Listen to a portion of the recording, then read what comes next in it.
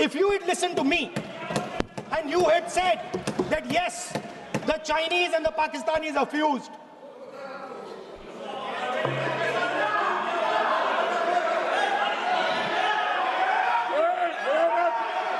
sir, EM, External Affairs Minister says, yesterday in his speech, he says, the two-front war concept is a very old concept. I don't know what he's talking about.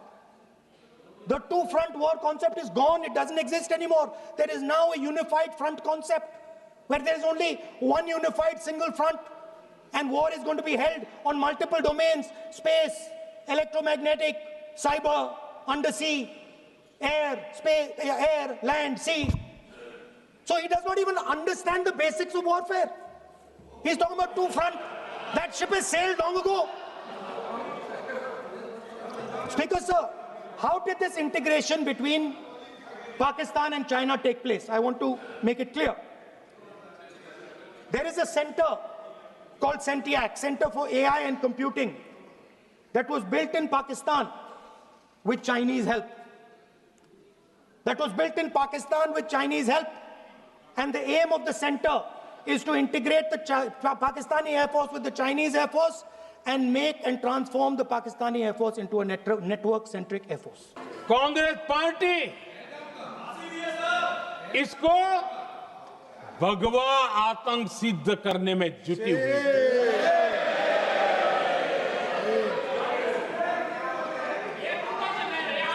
Congress दुनिया को हिंदू आतंकवाद की छड़ी बेचने में लगी हुई थी। कांग्रेस के एक नेता ने अमेरिका के बड़े राजनयिक को यहां तक कह दिया था कि लश्कर-ए तोयबा से भी बड़ा खतरा भारत के हिंदू ग्रुप है। यह कहा गया था।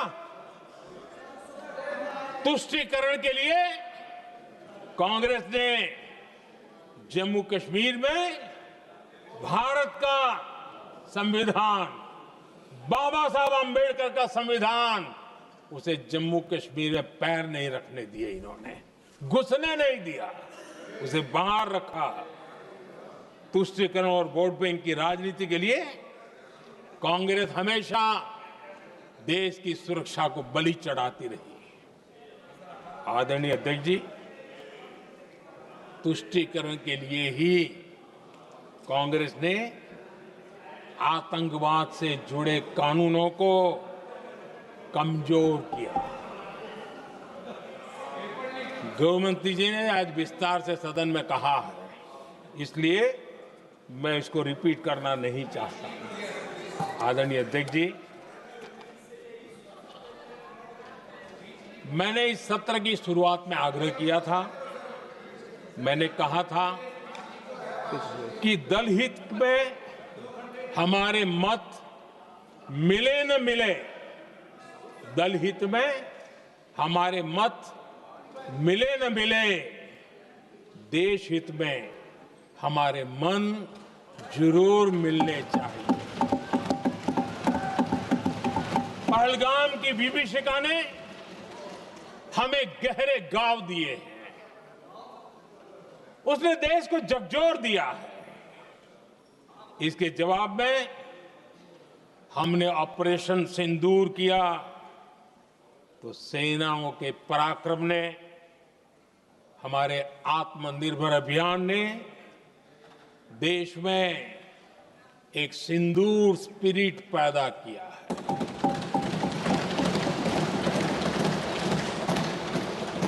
ये सिंदूर स्पिरिट हमने तब भी देखी जब दुनिया भर में हमारे प्रतिनिधि मंडल भारत की बात बताने गए। मैं उन सभी साथियों को बहुत बहुत बधाई देता हूं। आपने बहुत ही प्रभावी ढंग से भारत की बात डंके की चोट पर दुनिया के सामने रखी। लेकिन मुझे दुख इस बात का है, हैरानी भी है जो खुद को कांग्रेस के बड़े नेता समझते हैं, उनके पेट में दर्द हो रहा है कि भारत का पक्ष दुनिया के सामने क्यों रखा गया। शायद कुछ नेताओं को सदन में बोलने पर भी पाबंदी लगा दी गई है। आदरणीय अध्यक्ष जी, इस मानसिकता से बाहर निकलने की जरूरत है। कुछ पंक्तियां मेरे मन में आती हैं, मैं अपने भाव व्यक्त करना चाहता हूं। आदरणीय अध्यक्ष जी,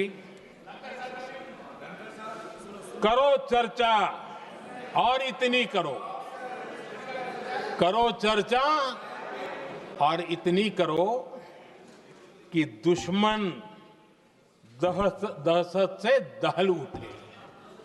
दुश्मन दहशत से दहल उठे। रहे ध्यान बस इतना ही, रहे ध्यान बस इतना ही, मान सिंदूर और सेना का प्रश्नों में भी अटल रहे। ऑपरेशन सिंदूर जब शुरू हुआ, हम सब ने समर्थन किया, सब एकजुट होकर खड़े हो गए इस देश के लिए। दोबारा होगा, दोबारा खड़े हो जाएंगे। अगर हमारे देश पे हमला होता है तो यहाँ इस सदन में किसी भी पार्टी का हो, कोई भी हो, सब आपका समर्थन करेंगे। और हमें अपनी सेना पर गर्व है कि उन्होंने इस बार भी दृढ़ता से लड़ाई लड़ी, धैर्य से लड़ाई लड़ी, वीरता से लड़ाई लड़ी। लेकिन इस ऑपरेशन का सिंदूर का क्रेडिट, उसका श्रेय तो हमारे प्रधानमंत्री जी चाहते हैं। सही भी है, ठीक है, सही है, श्रेय ले, श्रेय ले। ओलंपिक्स में हमारा मेडल आता है, उसका भी श्रेय लेते हैं, लेकिन सिर्फ श्रेय लेने से नहीं होता नेतृत्व, जिम्मेदारी भी लेनी पड़ती है।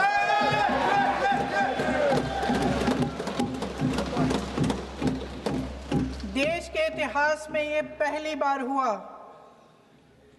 देश के इतिहास में ये पहली बार हुआ कि जंग होते होते ही रुक गई। रुक गई है जी। और इस रुकावट का ऐलान हमारी सरकार, हमारी सेना नहीं करती, अमेरिका के प्रेसिडेंट करते हैं, अमेरिका के राष्ट्रपति करते हैं। ये हमारे प्रधानमंत्री महोदय की गैर जिम्मेदारी का सबसे बड़ा प्रतीक है। आज गृह मंत्री जी ने इस बात पर उल्लेख किया। उन्होंने कहा, उनके शब्दों में उन्होंने कहा कि पाकिस्तान के पास शरण में आने के बजाय कोई चारा ही नहीं था। आपने शरण दिया क्यों? वो आते हैं आपके देश के अंदर, लोगों को मार डालते हैं और आप उनको शरण दे रहे हैं। क्यों दिया शरण? इसका जवाब क्यों नहीं दिया है एक भी भाषण में? जैसे ये बात उठी, शरण की बात की, हमारे गृह मंत्री जी ने इतिहास में चले गए।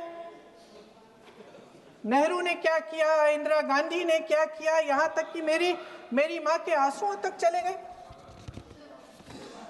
लेकिन इस सवाल का जवाब नहीं दिया कि ये सीज फायर हुआ क्यों, ये जंग रुका क्यों, और तब क्यों रुका जब दुश्मन के पास कोई चारा नहीं था हमारे श्रेय में आने के बजाय। क्यों रुका ये जंग? इसका जवाब नहीं दिया। धन्यवाद। आप देंगे?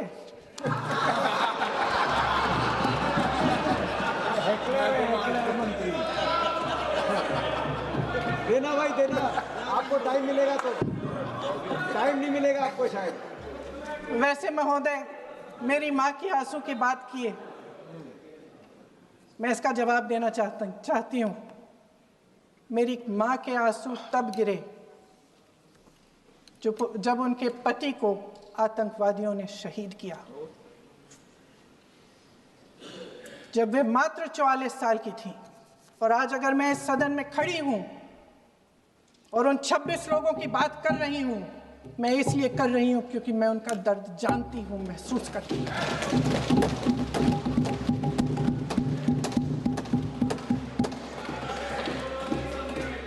अध्यक्ष महोदय, मैंने कहा कि देश का नेतृत्व सिर्फ उपलब्धियों का श्रेय लेने से मजबूत नहीं होता। सफलता और विफलता दोनों की जिम्मेदारी लेने से बुलंद होता है। ये सोने का ताज नहीं है, कांटों का ताज है।